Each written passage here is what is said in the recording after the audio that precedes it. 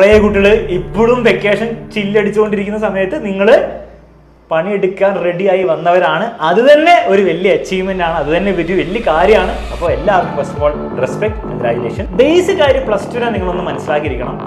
കുറേയൊക്കെ നിങ്ങൾക്ക് ഓൾറെഡി അറിയാം, കാരണം നിങ്ങൾ +1 പഠിച്ചു കഴിഞ്ഞവരാണ് അല്ലേ, പരീക്ഷ എഴുതിയവരാണ്. അപ്പോൾ അതിൻ്റെ റിയാലിറ്റി നിങ്ങൾ ഇപ്പോഴെങ്കിലും മനസ്സിലാക്കിയിട്ടുണ്ടാവും. +2 ഒരു കാരണവശാലും കൂടുതൽ ഈസി ആവാൻ പോകുന്നില്ല. +2 നിങ്ങൾക്ക് കൂടുതൽ പണിയെ വരാൻ പോകുന്നുള്ളൂ. അതിനെപ്പറ്റി വീഡിയോസിലൊക്കെ ഞാൻ പറഞ്ഞിട്ടുണ്ട്.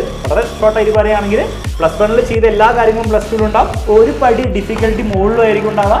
ഇതിൻ്റെ ഏറ്റവും basic and full proof solution എന്താ? നേരത്തെ തുടങ്ങുക, ഇപ്പം തന്നെ തുടങ്ങാം.